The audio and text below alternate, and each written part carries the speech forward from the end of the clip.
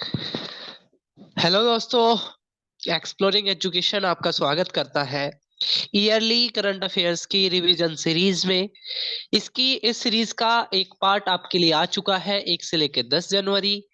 अब हम बात करेंगे 11 जनवरी 2023 से लेकर 20 जनवरी 2023 के हिंदू न्यूज़पेपर से आपके एग्जाम की दृष्टि से क्या करंट अफेयर्स का क्वेश्चन बन सकता है। तो आपसे क्वेश्चन आएगा, व्हाट इज हेलिना? हेलिना क्या है? और आप वाइल्ड गैस पे आ जाओगे, लेकिन हेलिना क्या है? एक एंटी गाइडेड मिसाइल टैंक का नाम है। ठीक है, हेलिना क्या है? एक एंटी गाइडेड मिसाइल टैंक का नाम है। ये चीज आपने याद रखनी है। अगला क्वेश्चन है, how many cities have improvement in recently launched national clean air programme? देखो, एक तो आपसे क्वेश्चन कैसे बन सकता है इससे। एक तो क्वेश्चन इससे ऐसे बन सकता है कि नेशनल क्लीन एयर प्रोग्राम की रिपोर्ट किसने जारी करी है। तो नेशनल क्लीन एयर प्रोग्राम की रिपोर्ट को centre for research on energy and clean centre for research on energy and clean air ने जारी किया है, जिसमें 131 शहर है। और इस रिपोर्ट ने कहा है कि 49 इनमें से 131 में से 49 सिटीज ने इंप्रूवमेंट करा है। श्रीनगर इसमें सबसे टॉप है और दिल्ली इसमें मोस्ट पॉल्यूटेड है। तो नेशनल क्लीन एयर प्रोग्राम के तहत सबसे क्लीन है श्रीनगर, सबसे ज्यादा पॉल्यूटेड है दिल्ली, और 131 में से 49 ने क्या करा है? इंप्रूवमेंट करा है। और इसको जारी किया है centre for research on energy and clean air में। अगर हम बात करें क्वेश्चन नंबर थर्ड की, तो क्वेश्चन नंबर थर्ड ये कह रहा है कि जो सेंट्रल बैंक है भारत का, यानी कि भारत जो आरबीआई है, आरबीआई ने एक डिजिटल करेंसी लॉन्च करी है। उस डिजिटल करेंसी का नाम क्या है?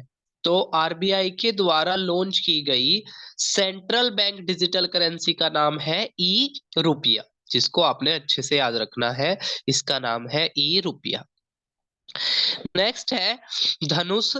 ठीक है, धनुष नया कोड वेरिएंट है कौन सी मिसाइल का? ठीक है, तो जो धनुष है वो नया कोड नेम है। ठीक है, एक मिसाइल का जिसका नाम है पृथ्वी। ठीक है, तो जो पृथ्वी मिसाइल है, ठीक है, उसका नए वेरिएंट का कोड नेम क्या है? धनुष। ये आपने याद रखना है। नेक्स्ट क्वेश्चन कह रहा है, कौन सा कॉन्टिनेंट शिफ्ट हो रहा है एलएनजी की तरफ? ठीक है, कौन सा महाद्वीप है जो अब शिफ्ट कर रहा है किसकी तरफ? एलएनजी की तरफ। ठीक है, लिक्विफाइड नेचुरल गैस की तरफ। ठीक है, तो ये हो रहा है आपका यूरोप। और कारण है यूरोप की, यूरोप जो है अपने तेल के लिए और गैस के लिए उसकी एशियन कंट्रीज पर निर्भरता, स्पेशली रशिया पर निर्भरता और आसपास के देशों पर निर्भरता। ठीक है, ये इसका कारण है कि कहीं ना कहीं वो मजबूर हो रहा है एलपीजी की बजाय एलएनजी की तरफ। नेक्स्ट है young professional scheme. Sixth question is very important. ठीक है, यंग प्रोफेशनल स्कीम को लॉन्च किया है भारत ने किस देश के साथ ग्रुपिंग में मिलके यंग प्रोफेशनल स्कीम को लॉन्च किया गया है भारत के द्वारा? तो यूनाइटेड किंगडम। ठीक है, यूनाइटेड किंगडम की पार्टनरशिप में मिलकर एक स्कीम लॉन्च की गई है, यंग प्रोफेशनल स्कीम। ठीक है, जिसके तहत क्या किया जाएगा? ठीक है, ट्रेनिंग दी जाएगी भारतीय युवाओं को, ताकि वो क्या कर सके? सुटेबल जॉब प्राप्त कर सके। अगला कह रहा है, अभी 80वें गोल्डन ग्लोब अवार्ड मिले हैं। गोल्डन ग्लोब अवार्ड आपके, ठीक है, मूवी से रिलेटेड होते हैं, सिनेमा से रिलेटेड होते हैं। तो 80वें गोल्डन ग्लोब अवार्ड में भारत की तरफ से जो बेस्ट ओरिजिनल सॉन्ग के लिए चुना गया था वो किसको? नाटू नाटू सॉन्ग को। ठीक है, और मूवी कौन सी थी? Triple R. इसी से रिलेटेड मैंने एक क्वेश्चन जोड़ दिया है कि किसी भी गोल्डन ग्लोब अवार्ड में सबसे ज्यादा अवार्ड किस मूवी ने जीते हैं? तो ला ला लैंड की मूवी थी 2016 के आसपास। इसने क्या किया था? करीब 6 अवार्ड जीते थे। ठीक है, तो सबसे ज्यादा ये याद रखना है। नेक्स्ट कह रहा है, स्वदेश दर्शन प्रोजेक्ट लॉन्च किया गया था 2014 में स्वदेश दर्शन यानी कि अपने देश के टूरिज्म को बढ़ाने को लेकर, टूरिज्म डेस्टिनेशन इंडिया को बनाने को लेकर स्वदेश दर्शन शुरू किया गया था। ठीक है। इस स्वदेश दर्शन के तहत, स्वदेश दर्शन के तहत अब की बार एक नाव को 100 पीस किया जाएगा। तो यहाँ पर क्वेश्चन ये है कि उस नाव का क्या नाम है। तो उस नाव का नाम है बेपोर बोट। ठीक है, बेपोर। ठीक है, बेपोर बोट। ठीक है, उस नाव का नाम है जो स्वदेश दर्शन के तहत क्या करी जाएगी, दिखाई जाएगी। अगला क्वेश्चन कह रहा है कौन सा कंट्री इबोला फ्री अनाउंस हुआ है रिसेंटली। कौन सा कंट्री इबोला फ्री किसको घोषित किया गया है। तो जो युगांडा जो है, ठीक है, युगांडा को क्या किया गया है, अभी इबोला फ्री घोषित किया गया है। इंपॉर्टेंट क्वेश्चन है, अच्छे से आपने याद रखना है। नेशनल यूथ डे आप जानते होंगे, नेशनल यूथ डे 12 जनवरी को मनाया जाता है। स्वामी विवेकानंद के बर्थडे पर मनाया जाता है। ठीक है, जिन्होंने 1893 में शिकागो के विश्व धर्म सम्मेलन में भारत को रिप्रेजेंट किया था। अपनी स्पीच की शुरुआत, ठीक है, my American brother and sister से करी थी।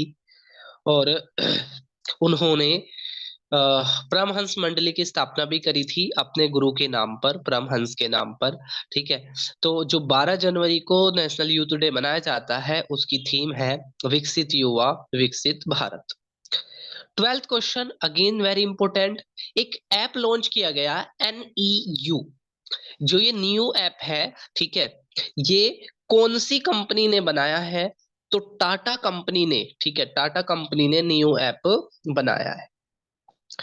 अगला क्वेश्चन कह रहा है जो Henley passport index, Henley passport index ये बताता है, ठीक है, कि कोई भी देश का पासपोर्ट कितना पावरफुल है, कितना वीक है। तो हेनले पासपोर्ट इंडेक्स के में अभी जो टॉप पर चल रहा है, ठीक है, वो जापान है। भारत का नंबर इस साल, ठीक है, भारत का नंबर इस साल 85 हो गया है। ठीक है, लास्ट ईयर ये 83 था। तो ये भी आपने याद रखना है कि हेनले पासपोर्ट इंडेक्स में भारत का जो नंबर है अब की बार 85 है, इससे पहले 83 था। और टॉप पर जापान चल रहा है। और हेनले पासपोर्ट इंडेक्स बताता है कि किसी देश का, ठीक है, पासपोर्ट कितना पावरफुल है। नेक्स्ट है what is the target year of football vision policy. देखो भारत ने क्या किया है, एक फुटबॉल विजन पॉलिसी लॉन्च करी है, जिसके तहत क्या हमने टारगेट रखा है, लॉन्ग टर्म टारगेट रखा है 2047 को टारगेट ईयर माना है। जिसके अनुसार क्या है कि 2047 तक भारत को फुटबॉल का हब बनाया जाएगा। ठीक है, भारत फुटबॉल के प्रमोशन के लिए कार्य करेगा। ठीक है, और भारत को फुटबॉल हब बनाने की कोशिश रहेगी। ठीक है, अगला क्वेश्चन है शरद यादव जो रिसेंटली पास हो गए यानी कि उनकी डेथ हो गई, वो कौन थे। तो शरद यादव कौन थे, एक सोशल वर्कर थे। ठीक है, जिन्होंने, ठीक है, जिन्होंने क्या किया था आपका, ठीक है, एंटी इमरजेंसी मूवमेंट के दौरान भी, ठीक है, बहुत ही ज्यादा चर्चाओं में ये रहे थे। अगला कह रहा है कोप 28, एक तो आपने याद रखना है। ठीक है, जो कोप है ये जो मीटिंग होती है आपकी, ठीक है, ये आपकी इन्वायरमेंट की प्रॉब्लम के को लेकर, ठीक है, मीटिंग होती है। ठीक है, कॉन्फ्रेंस ऑफ पार्टीज इसकी फुल फॉर्म है। ऐसा होते होते अब की बार ये 28वीं कॉन्फ्रेंस हुई है। COP 28 का मतलब है कि ऐसे ऐसे हर साल होते हुए COP 1 हुई, 2 हुई, फिर ऐसे ऐसे होते 28 अभी तक COP हो चुकी है। 28वीं जो हुई है वो UAE के अंदर हुई है। और इसके जो 28वीं कॉप हुई है इसके जो हेड बनाया गया है वो सुल्तान अल जबर को बनाया गया है। और खास बात यह है कि सुल्तान अल जबर खुद एक, ठीक है, खुद एक ऑयल कंपनी के हेड है, यानी कि किसी ऑयल कंपनी के हेड को प्रेसिडेंट बना दिया इन्वायरमेंट को लेकर। तो इस वजह से ना थोड़ा सा मुद्दा था ये। ठीक है, तो आपने याद रखना है COP 28 28वीं कहाँ हुई है, UAE दुबई में हुई है। और इसके चीफ बनाया गया सुल्तान अल जबर। नेक्स्ट है कौन सी कंपनी ने अपने 50% शेयर बेच दिए हैं, जो हटा लिए हैं वहां से। ठीक है, तो अली बाबा ने। ठीक है, अलीबाबा ने क्या कर लिया, अपने 50% शेयर को हटा लिया पेटीएम से। अगला क्वेश्चन वेरी वेरी इंपॉर्टेंट है। पहली वुमेन एम्पायर कौन बन गई है रणजी ट्रॉफी के अंदर? ठीक है, 18 क्वेश्चन इज वेरी इंपॉर्टेंट। एन जननी नाम की जो महिला है वो पहली ऐसी महिला बन गई है जिन्होंने रणजी ट्रॉफी के अंदर क्या करी है, एम्पायरिंग करी। नेक्स्ट क्या है, एक गंगा विलास क्रूज यात्रा बनाई जा रही है। ठीक है, गंगा विलास क्रूज यात्रा बनाई जा रही है, वाराणसी से लेकर डिब्रूगढ़ तक है। लेंथ इसकी 3200 किलोमीटर है। देखो क्वेश्चन आपसे किसी भी सेंस में आ सकता है, लेंथ भी आ सकती है। लेंथ इसकी वाराणसी से डिब्रूगढ़ है, सॉरी जगह है वाराणसी से डिब्रूगढ़। गंगा विलास क्रूज यात्रा फुल नेम है, 3200 किलोमीटर की क्या है इसकी लेंथ है। अगला कह रहा है कौन से स्टेट ने ओल्ड पेंशन स्कीम लॉन्च कर दिया? देखो आप डिफरेंस समझ लो, ओल्ड पेंशन स्कीम और न्यू पेंशन स्कीम। जो ओल्ड पेंशन स्कीम होती थी उसमें क्या होता था कि जब आप रिटायर होते थे आपकी सैलरी का 50% आपकी पेंशन में, पेंशन के रूप में आपको मिलता रहता था। ठीक है, अब क्या है न्यू पेंशन स्कीम में कि आप जब जॉब पे रहोगे आपका एक, आप अपने सैलरी में से कुछ पैसा इकट्ठा करते रहोगे, फंड में डालते रहोगे। ठीक है, और अगर वो जहां पे आपने उसको इन्वेस्ट करा है अगर वो चीज अच्छा काम करती है, ठीक है, तो यानी कि जहाँ पे जिस चीज में आपके वो पैसे लगे हैं अगर वो कंपनी अच्छा करती है तो आपके उसी हिसाब से मतलब आपको पैसा मिलेगा। ठीक है, तो अब जो सभी जो गवर्नमेंट कर्मचारी है वो क्या थे, इस ओल्ड पेंशन स्कीम का विरोध कर रहे थे। ठीक है, तो ऐसा कौन सा स्टेट हुआ है जिसने ओल्ड पेंशन स्कीम की तरफ शिफ्ट हो गया है? तो जो उत्तराखंड है वो ओल्ड पेंशन स्कीम की तरफ क्या हो गया, शिफ्ट हो गया है।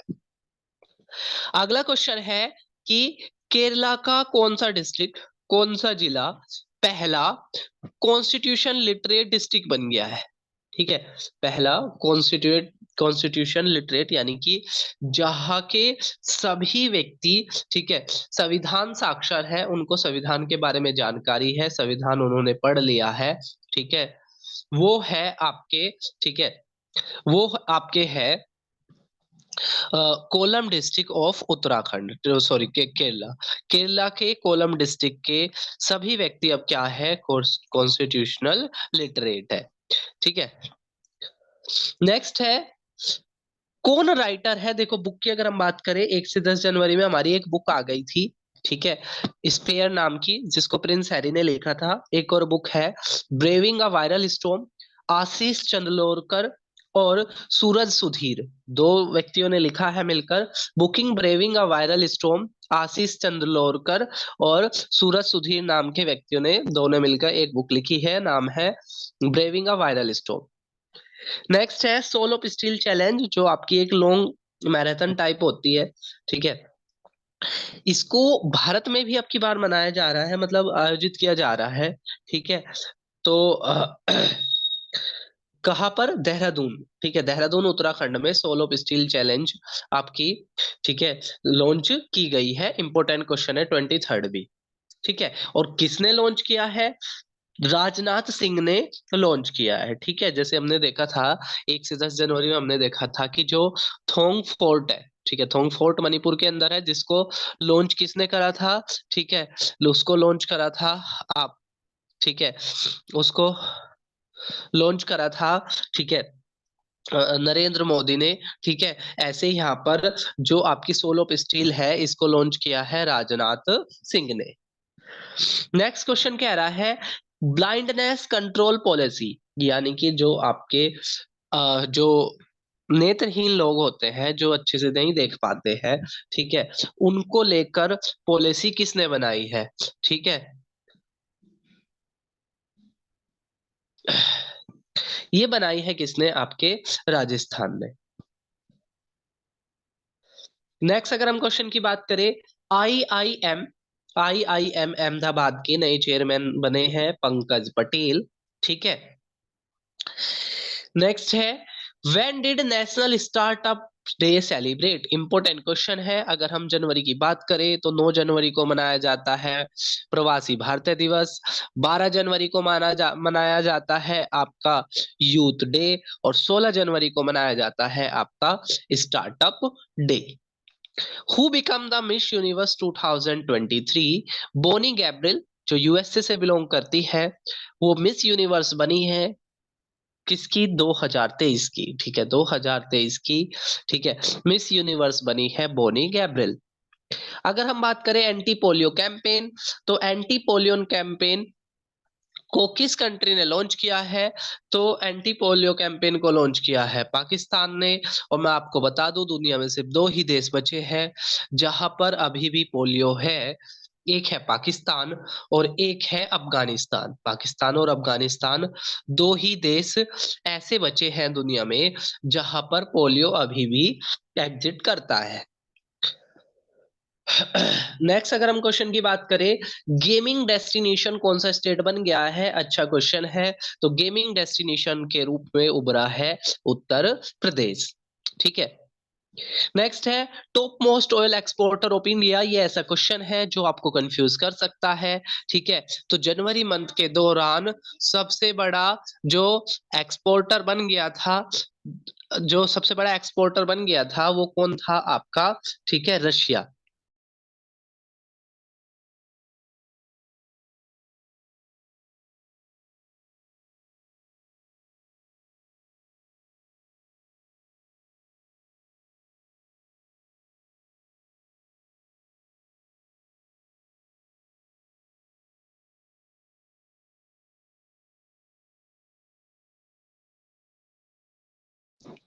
अगर हम बात करें नेक्स्ट क्वेश्चन की, तो ये जो 31st क्वेश्चन है ये आपको ना कंफ्यूज कर सकता है, क्योंकि ऑयल एक्सपोर्ट के मामले में, ठीक है, हम सोचते हैं जनरली इस तरह के देश होंगे आपके, ठीक है, लेकिन रशिया जो है, ठीक है, रशिया जो है वो आपका टॉप मोस्ट ऑयल एक्सपोर्टर था, ठीक है।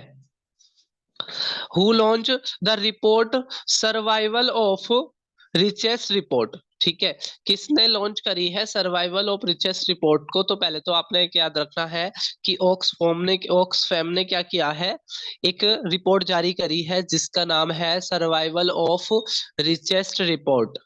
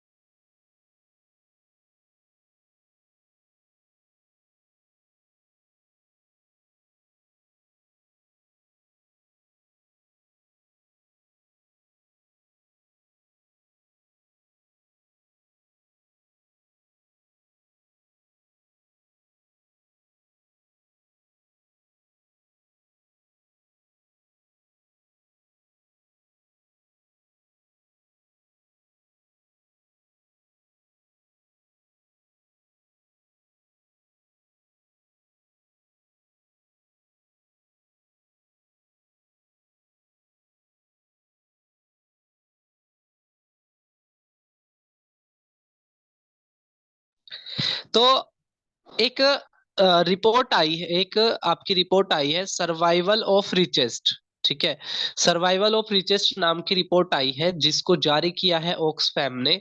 और ऑक्सफैम ने कहा है कि जो 10 टॉप 10% लोग हैं, ठीक है, उनमें उनके पास भारत की 72% वेल्थ है। ठीक है, सर्वाइवल ऑफ रिचेस्ट नाम की रिपोर्ट को जारी किया है।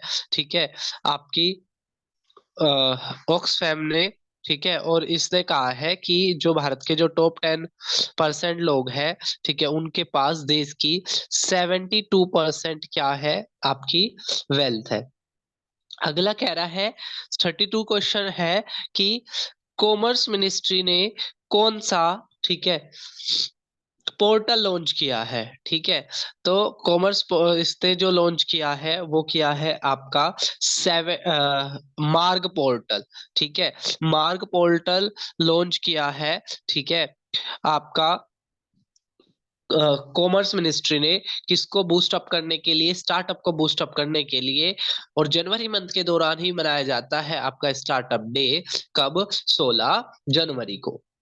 अगला कह रहा है, जो अब की बार की 26 जनवरी होने वाली है, रिपब्लिक डे होने वाला है, इस रिपब्लिक डे पर भारत के चीफ गेस्ट के रूप में कौन आएंगे? ठीक है, चीफ गेस्ट के रूप में कौन आए थे? ठीक है, तो इजिप्ट के प्रेसिडेंट अब्दुल फतेह अल सीसी। ठीक है, अब्दुल फतेह अल सीसी। ठीक है, जो आपके इजिप्ट के प्रेसिडेंट थे, वो 26 जनवरी के, ठीक है, चीफ गेस्ट के रूप में शामिल हुए थे।